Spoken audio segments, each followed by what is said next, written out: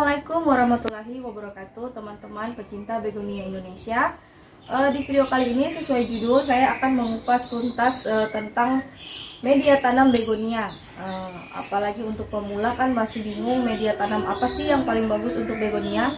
Sebelum itu mau saya perjelas ya, di sini yang saya bagikan, yang saya share adalah pengalaman yang sudah saya praktek, yang sudah saya lakukan sendiri. Jadi tidak bermaksud menggurui, hanya berbagi pengalaman dan berbagi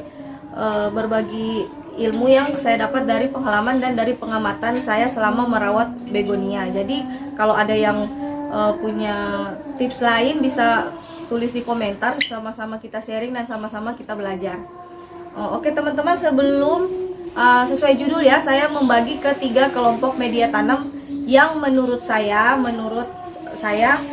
paling cocok untuk begonia, yaitu media tanam. Yang pertama, media tanam ala Bogor. Mengapa saya bilang ala Bogor? Karena setiap saya membeli di sini, di tempat saya berada di Bogor kota, media tanam yang dipakai oleh penjual ataupun bisa disebut petani di Bogor, petani begonia di Bogor, pasti menggunakan media itu. Yang kedua adalah media tanam ala Brastagi. Kan udah tahu ya semua kalau Brastagi kampungnya begonia rex hibrida ya, yang warnanya menor-menor, udah yang viral itu ya. Mereka menggunakan media tanam yang bisa dibilang kurang lebih kandungannya sama, tapi dalam bentuk yang berbeda. Nanti lebih jelasnya akan saya jelaskan. Dan yang ketiga, media tanam yang menurut saya cocok untuk begonia adalah media tanam ala aglonema.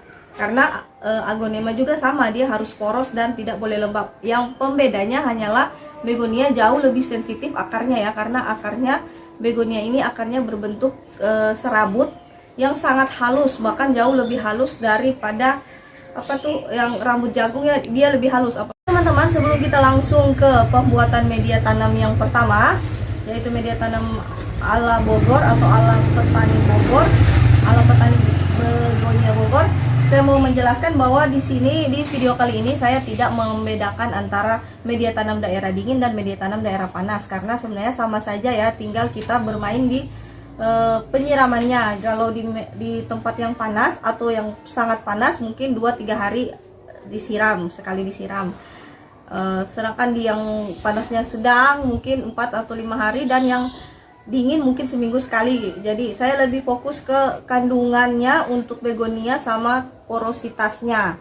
Oke teman-teman, sebelum kita lanjut langsung ke materi pokoknya, jangan lupa di like, di subscribe, dan jika ada yang mau menambah atau ada tips yang berbeda yang menurut pengalamannya lebih bagus, silahkan di komen biar kita sama-sama belajar dan sama-sama sharing. Oke, kita langsung ke yang pertama, media tanam ala petani begonia di Bogor, atau bisa dibilang ala penjual ya, yang kalau kita beli ke lapak yang di Bogor itu rata-rata memakai media itu. Dan media ini sudah saya praktekkan, sudah saya coba, dan bisa saya sebut sebagai media tanam ajaib. Karena apa? Karena dia sangat cepat pertumbuhan akarnya cepat gondrong, dan membuat begonia ini cepat besar hanya dalam hitungan di bawah 1 tahun. Oke, langsung saja teman-teman. Ini media ala Bogor ini dia bersifat ringan dan tanpa tanah. Komposisinya sebagai berikut, nanti akan saya tulis juga di atas ya, atau di samping, biar bisa lebih jelas. Kalau misalnya ngomongnya kecepatan, ini bahan-bahannya ya teman-teman. Ini adalah andam bambu. Kadang orang bingung yang mana yang humus bambu, mana yang andam bambu. Kalau andam bambu itu bisa dibilang hampir jadi humus, tapi dia belum jadi tanah. Dia adalah daun bambu yang sudah lapuk ya teman-teman, jangan yang memang masih kering. Ini sifat daun bambu ini, dia lembut. Nih, digini ini lembut nih. Jadi dia sangat bagus untuk akar begonia, tidak melukai akar begonia. Kan akar begonia itu memang halus banget, jauh lebih halus dari akar caladium ataupun akar aglonema. Ini untuk media tanam yang pertama, media tanam super ajaib untuk aglonema begonia. humus daun bambu atau bilang andam bambu yang lapuk, daun bambu yang sudah lapuk ini teman-teman 3 bagian. 3 bagian ya. Saya campur langsung di sini aja. Tunggu. Kalau dia ada cacahan yang lebih halus, lebih bagus lagi sih. Nah, iya teman-teman, hampir lupa. Ini kalau kita pelajari ya, misalnya di komunitas pecinta begonia atau di Google ataupun dari YouTube, kebanyakan andam bambu ini difermentasi pakai obat atau pakai EM4. Tapi inilah yang menjadi pembeda dari media tanam ala Bogor ini, karena dari saya survei dan saya coba sendiri, saya survei ke petani-petani di Bogor bahwa mereka tidak menggunakan obat untuk fermentasi dari daun bambu ini. Jadi dia dibiarkan dilapuk secara alami dengan cara ditaruh di dalam karung, terus disiram-siram aja gitu, kena matahari, kena air, nah lama-lama dia jadi lapuk teman-teman. Kalau dia sudah lapuk seperti ini, nah dia sudah siap dipakai. Tunggu ya. Nih saya kasih lihat contohnya saja langsung yang di sana.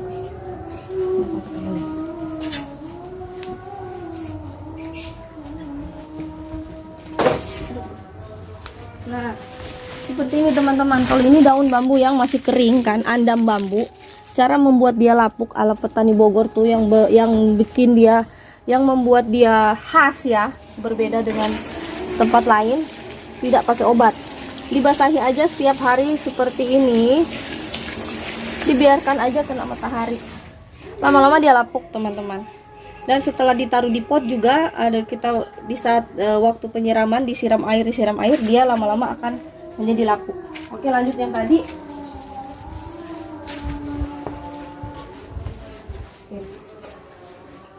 Ini saya ulangi, ini 3 bagian ya teman-teman. Jadi 3 bagian. Kalau pakai ember ya berarti 3 ember. Cuma buat perbandingan aja, ini contoh aja ya. Nah, ciri khasnya dia ringan kan.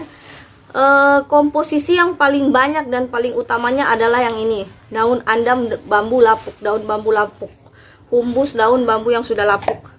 Kemudian dicampur dengan 1 bagian andam pakis.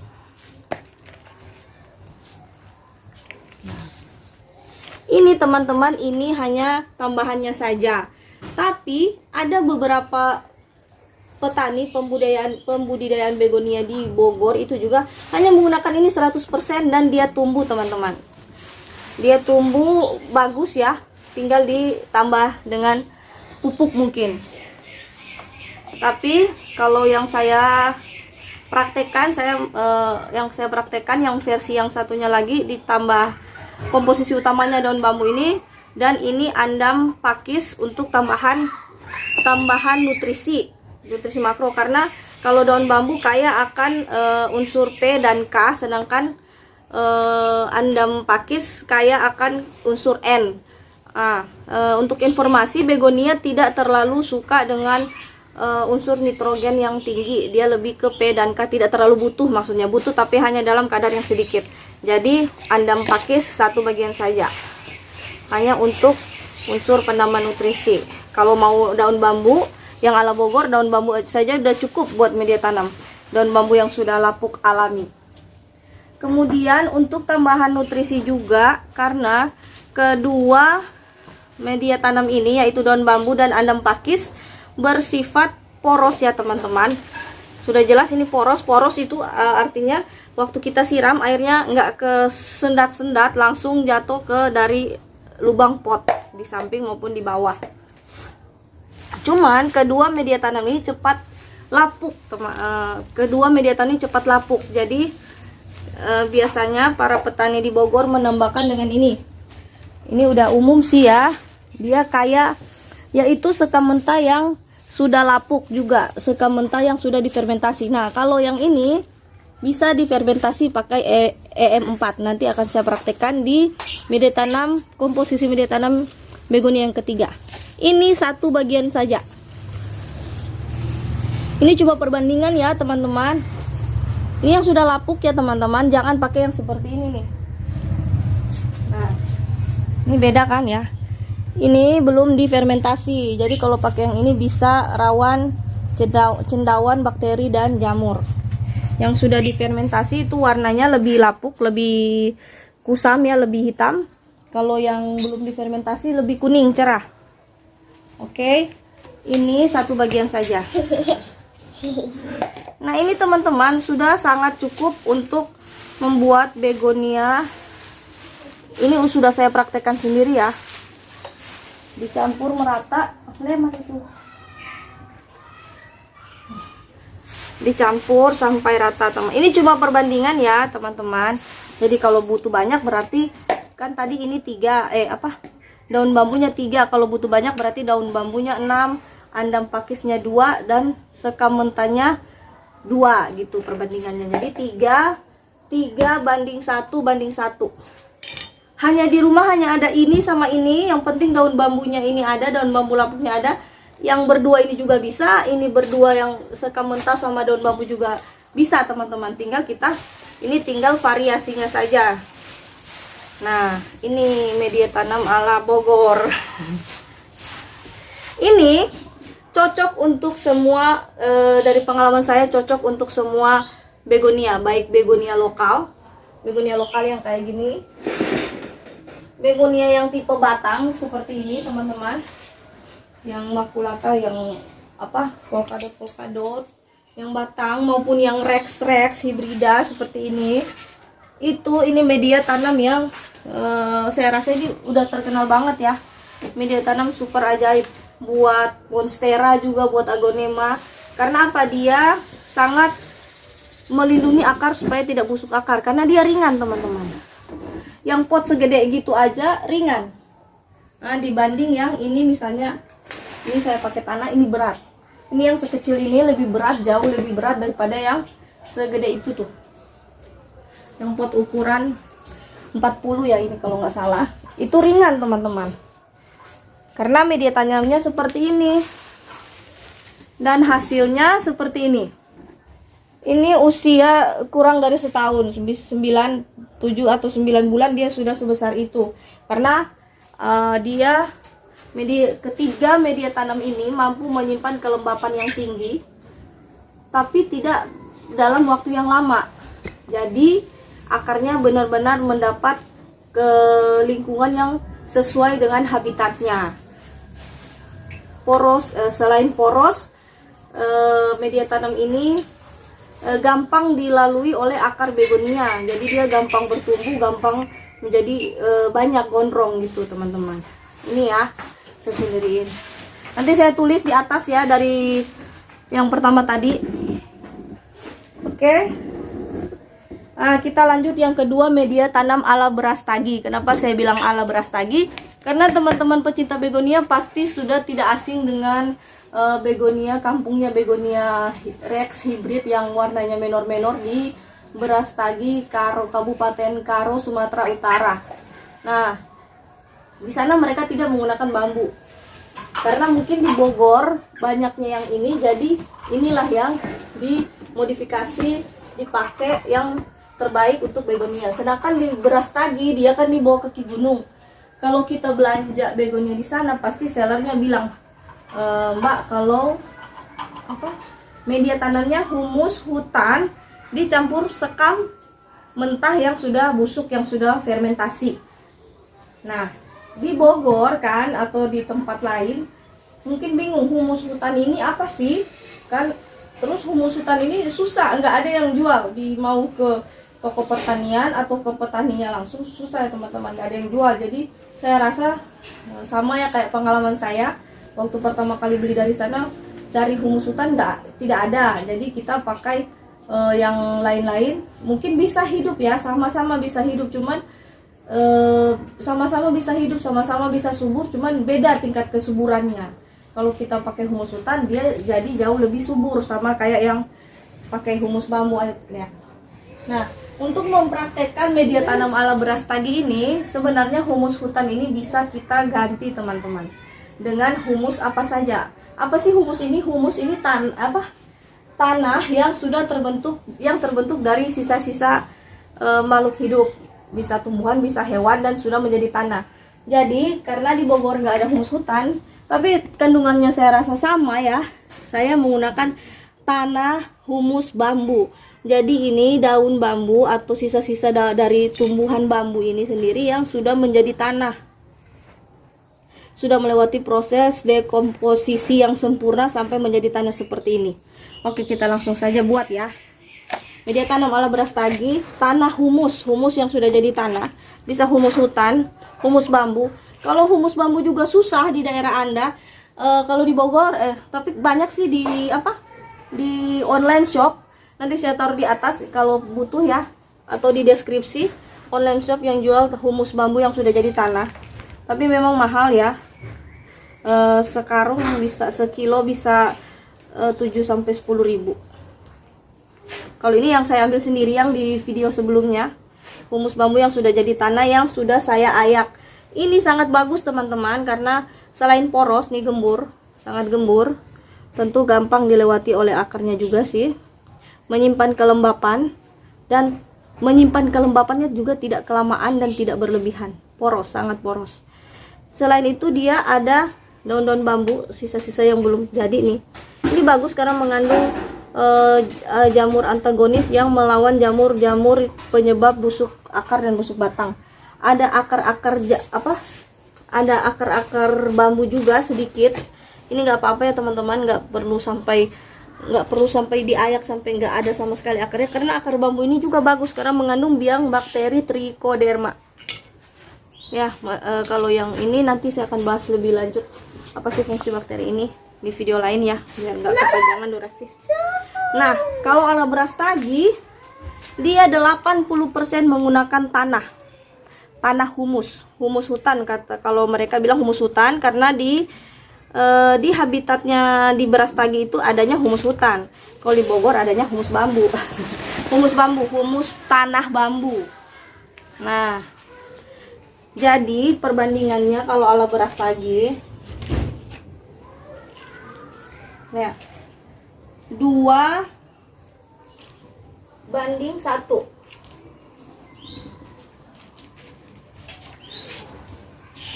Dua tanah humus ini seperti ini, dan satu sekam mentah yang sudah lapuk, sekam mentah yang sudah difermentasi. Jangan pakai yang baru ya teman-teman, karena memang rawan sekali berjamur. Untuk semua tanaman ini, bukan cuma untuk begonia. Tidak boleh pakai yang belum difermentasi. Ini satu bagian. Nah, sesederhana ini teman-teman. Nah, begonia ini sebenarnya nggak ribet sih kalau kita sudah tahu media tanam, karena media tanam ini adalah faktor yang bisa dibilang paling penting ya. Karena jika biarpun penempatannya benar, penyiramannya benar, pupuknya sudah benar, tapi media tanamnya kurang tepat, sebenarnya tidak ada media tanam yang salah ya, cuma mungkin kurang tepat, sehingga begonia bisa tumbuhnya tidak sempurna atau bahkan mati teman-teman. Seperti ini aja teman-teman. Kalau yang di Brastagi dia bisa sejumbo itu, sebesar itu, sesubur itu, dan semenor itu. Segini, begini doang yang Brastagi, punya Brastagi. Nah, mana yang lebih bagus antara media tanam yang ini sama yang ini? Kalau menurut saya pribadi sama ya bagusnya, cuman masing-masing ada kelebihan dan ada kekurangannya. Kalau yang ala Bogor yang ini dia ringan teman-teman. Kalau masalah dia akarnya lebih cepat gondrong itu yang ini, karena yaitu tadi akarnya lebih mudah menembus yang ini, karena dia berpori-pori ya, pori-porinya besar banget nih. Tanpa tanah, nggak ada tanah. Ada mungkin tanah sedikit dari andam pakis ya, cuman sedikit banget, nggak bisa dibilang perbandingan satu, dia sedikit sekali, bisa dibilang tanpa tanah. Kedua kelebihannya dia ringan teman-teman. Jadi biarpun dia udah besar, potnya gede seperti yang itu, coba kasih yang itu segede gitu, kalau kita angkat ringan banget. Itu menurut saya kelebihan juga ya. Apalagi kalau buat perempuan angkat pot yang berat-berat kan ribet juga. Nah, kelemahannya ada teman-teman. Kelemahannya bukan dari kandungannya atau yang lainnya, tapi kelemahannya yaitu dia lebih cepat sering diganti, karena dia setiap kali kita siram dia cepat lama-lama akan melapuk menjadi tanah. Dan kalau dia tapi ketika dia melapuk di dalam pot, beda saat dia lapuknya masih di tanah di bawah pohon.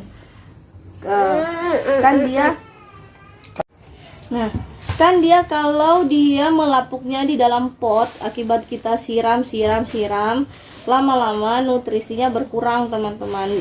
Bisa dilihat kalau udah siap diganti tuh dia daun barunya agak lama tumbuhnya, agak lama besarnya. Terus ini udah lebih kusam, itu udah siap diganti rata-rata 6 sampai 9 bulan, cepat kan ya. Dibanding yang ini kelebihannya karena dia tanah, ada unsur tanah, biarpun humus tapi ada unsur tanah. Lebih lama ini diganti, bisa setahun 2 tahun dia masih kuat untuk menjadi media tanam yang baik. Setahun, kalau dia sering pakai pupuk kimia, dia setahun diganti, setahun setengah. Kalau pakai pupuk organik bisa 2 tahun, bisa belum diganti, bisa teman-teman ya. Kekurangannya kalau dari pengalaman saya belum ketemu sih teorinya ya. Kalau dari pengalaman saya, kalau yang ada unsur tanah ini selain dia lebih berat, akarnya sih masih mudah sih menembus karena dia gembur, tapi tidak semudah yang ini, tidak semudah yang media tanam yang ala Bogor ini ya. Tapi tetap masih dihitungan masih mudah. Ya, itu kekurangannya, dia selain berat. Kalau dari pengalaman saya ini, kalau ada tanahnya dia lebih mudah berjamur ya teman-teman ya. Jadi harus rutin pakai fungisida kalau ada unsur tanahnya. Nah, ini berdua ini teman-teman saya sebut media tanam dasar. Jadi kalau media tanam yang ala Bogor ini mau ditambahkan yang lain, biar nutrisinya lebih lengkap bisa teman-teman, tapi jangan jangan yang bentuknya padat, misalnya tanah, humus, atau kotoran hewan yang sudah jadi tanah, jangan. Kalau mau ditambahkan ini bisa ditambah dengan humus andam yang lainnya, daun-daun kering yang lain dari tumbuhan lain, ataupun dengan kaliandra. Nah, kalau yang mau ditambah dengan tanah, sekalian yang ini aja, yang unsur ala Brastagi ini bisa kita, kalau misalnya daerahnya panas banget, bisa kita tambahkan dengan ini, variasinya ya. Ini komposisi dasarnya segini juga udah cukup subur begonianya. Tapi kalau mau divariasi, misalnya Anda malas nyiram, ntar nyiram, Anda misalnya di Kalimantan yang panas banget, yang dilalui garis khatulistiwa, ditambahin dengan sedikit saja teman-teman, kokopit setengah. Jadi 1:1:1. Nanti saya tulis di atas. Jadi satu tanah humus, bisa humus hutan, humus bambu, yang penting humus tanah. 2 humus hutan, humus bambu, 1 sekam mentah fermentasi, dan setengah kokopit. Nah, kalau di daerah panas ini sangat bagus teman-teman, karena jadi nggak perlu siram, dia menyimpan kelembapan lebih lama. Kedua, dia bersifat asam, karena begonia ini beda dengan aglonema dan tanaman hias lain yang lebih suka sifat basah. Dia lebih suka yang media tanam yang bersifat cenderung asam, dengan pH di bawah 7 lah dia. Seperti ini teman-teman. Nah, kedua ini bagus buat begonia. Tinggal Anda pilih yang mudah didapatkan di daerah Anda, seperti misalnya kita di Bogor mudahnya dapat yang daun bambu daripada humus hutan, ya bisa diakali dengan ini tanah humus. Tapi tanah humus ini nggak ada yang jual, jadi saya ngambil sendiri di bawah pohon bambu teman-teman. Jadi lebih mudah yang ini. Kalau ini ada yang jual ini, biarpun gratisan ngambil sendiri sih. Oke teman-teman, sampai di sini jelas ya. Ini yang terbaik menurut saya. Yang ketiga yang pernah saya praktekkan sendiri dan hasilnya bagus, yaitu media tanam ala media tanam aglonema. Media tanam aglonema sederhana ya, dia hanya 3 bahan. Kalau dua tipe ini mau ke yang Rex, yang SP, atau yang endemik, atau yang hibrida, ataupun yang lokal, dia cocok semua teman-teman, bagus. Teman kita tiba di komposisi media tanam untuk begonia yang ketiga. Yang ketiga yang saya sebut media tanam ala aglonema, karena saya gunakan juga di aglonema, dan yang pencinta aglonema juga tidak asing dengan media tanam ini. Nah, sebenarnya dia banyak menggunakan sekam mentah, tapi untuk tutorial kali ini saya menggunakan sekam mentah yang belum difermentasi. Kenapa? Karena untuk video kali ini saya sekalian akan memberikan tutorial cara fermentasi yang paling mudah, fermentasi media tanam yang paling mudah ala emak-emak. Ini sekam mentah 3 bagian. 3 bagian ya, teman-teman. Tinggal sini aja deh. Ya.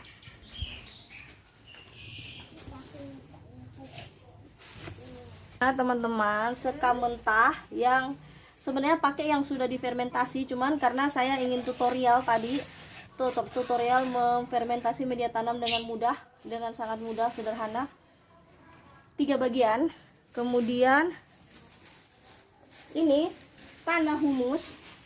Ini bisa jangan terpaku atau kaku di satu bahan aja ya teman-teman. Misalnya tanah humus ini nggak ada, bisa dicampur dengan kohe, kotoran hewan yang sudah jadi tanah, kohe sapi, kambing, ayam, gitu, terserah, yang penting yang sudah jadi tanah seperti ini, sudah gembur dan tidak berbau.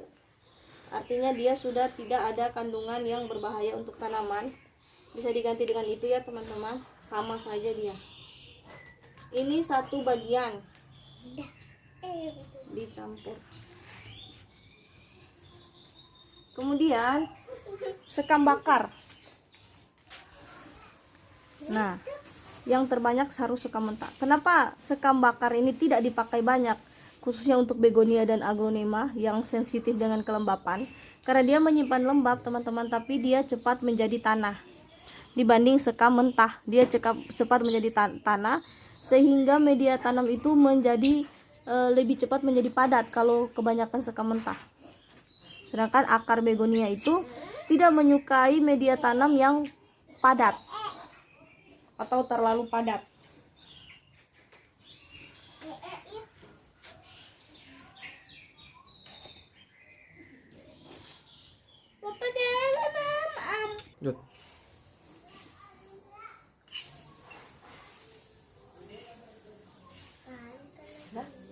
Nah, ini dicampur merata ya teman-teman. Ini disebut dengan komposisi dasar. Komposisi dasar untuk media tanam ala aglonema yang cocok juga dengan begonia. Sudah saya coba dan sudah saya praktekkan. Nah, ini sangat gembur ya teman-teman. Nah, teman-teman, ini sangat gembur ya. Tapi ada humusnya. Tanah humus bisa diganti dengan kohe yang sudah jadi tanah ataupun dengan kompos. Ya, saya lupa bilang tadi. Jadi itu bisa saling pakai teman-teman, bisa saling ganti antara tanah humus yang sudah jadi tanah, kotoran hewan yang sudah jadi tanah, dan kompos. Dipilih saja yang mana yang di tempat teman-teman tersedia dengan mudah. Jangan kaku berpatokan kepada satu bahan saja. Nah, ini komposisi dasarnya 3 bahan ini, metan aglonema yang cocok untuk begonia yang sederhana. Tapi bisa divariasi untuk di tempat yang panas juga, yang malas nyiram-nyiram terlalu sering. Ditambahin kokopit sedikit, setengah saja teman-teman ya. Ini juga udah jadi. Nah, tinggal kita fermentasi. Bagaimana cara fermentasi ala ibu-ibu yang gampang, nggak ribet ya. Nah, ini kan karena saya memakai sekam mentah yang belum difermentasi, jadi sekalian tutorial fermentasi.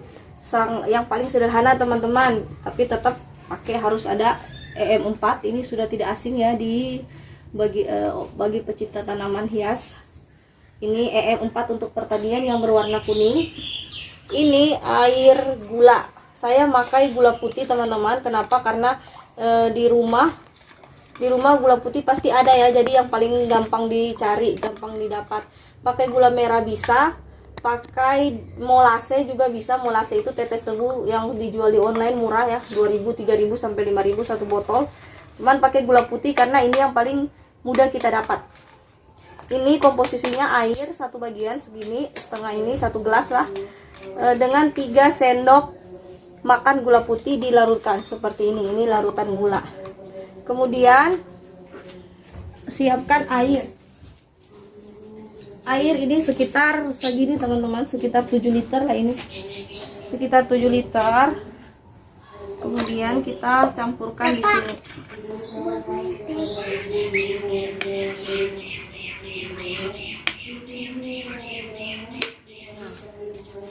Ini teman-teman nggak usah pakai mili-milian ya, pakai filling aja nih, setengah, satu bagian molase EM4 dan satu bagian air gula putih seperti ini. Kemudian diaduk sampai rata. Ambil pengaduknya, sangat mudah, nggak pakai ribet. Setelah rata, kita siramkan ke media tanam yang sudah kita campurkan tadi. Seperti sudah disiram sampai dia basah teman-teman, tapi tidak basah, tapi tidak, airnya tidak sampai berair gitu, hanya sampai dia basah. Kalau mau bikin yang lebih banyak bisa, ini kan hanya contoh saja. Kalau dengan skala banyak tinggal dinaikkan dosis EM4 dan gulanya tadi, dan airnya tentunya. Ini airnya banyak sih teman-teman, kebanyakan. Ini buat yang dosis setengah karung lah, ini buat bisa buat setengah karung. Kebanyakan kalau buat di sini. Ini seperti ini. Kebanyakan. Nah, kalau sudah tercampur rata, sudah basah semuanya,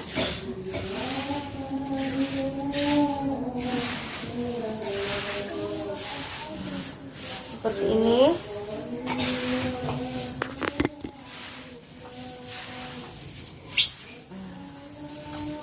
Ini poros ya teman-teman.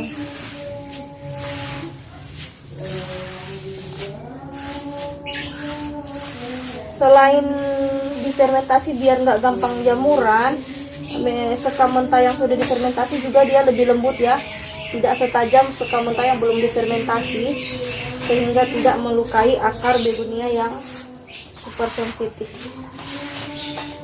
Nah, sudah basah seperti ini teman-teman. Yang paling mudah, jika dalam skala banyak bisa diisi di ember yang punya penutup. Nah, yang paling mudah pakai plastik saja teman-teman, yang gampang. Jangan yang ribet-ribet, jangan ribetin yang mudah. Itu semuanya yang ini.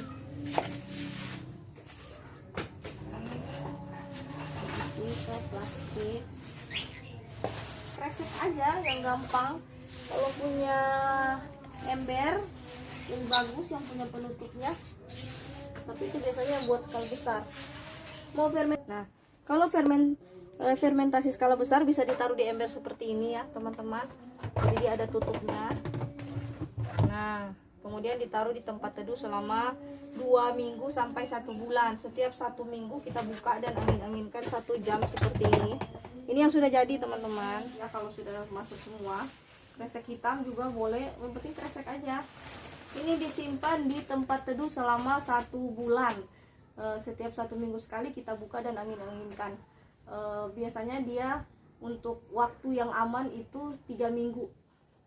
3 minggu itu sudah jadi. Kalau ada yang bilang 1 minggu sudah siap pakai, itu ya terserah ya. Kalau saya buat amannya aja minimal 3 minggu sudah benar-benar terfermentasi dengan baik.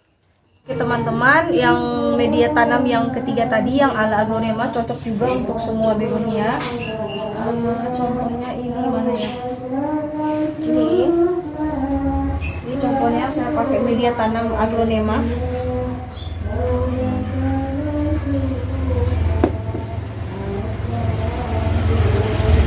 Yang media tanam ala Bogor banyak ya, ini satu. Itu juga, itu yang gede-gede, yang jumbo, yang cepat jumbo. Ini yang media tanam aglonema. tapak macan, subur, ala Bogor juga ini.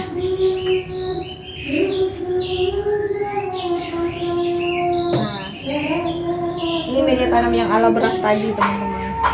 Cukup subur ya, ini baru umur sekitar 2 bulanan, sebulan lebih lah, dari 2 daun. Jadi teman-teman, kesimpulannya media tanam mana yang terbaik dari 3 ini? Kalau menurut saya 3 ini udah yang paling baik di antara yang lain, karena ini yang sudah saya coba sendiri dan hasilnya cepat subur, suburnya maksimal ya, cepat besar, akarnya cepat banyak. Tapi kalau ditanya mana yang menjadi favorit saya, yang paling sering saya gunakan, yaitu media tanam ala Bogor, karena saya tinggal di Bogor. Bahan-bahannya gampang saya temukan di sini dibanding yang media tanam yang kedua sama ketiga. Tapi pada dasarnya tidak ada media tanam yang salah selama dia bisa tumbuh subur. Cuman kita cari mana yang bisa bertumbuh paling subur, paling cepat, paling baik, tahan terhadap hama dan lain-lain. Oke teman-teman, untuk video kali ini sampai di sini dulu. Nanti kita akan bahas yang perawatan lainnya di video yang lain lagi. Terima kasih yang sudah mengikuti saya dari awal. Jangan lupa like, subscribe, comment, and share. Terima kasih. Salam satu hobi.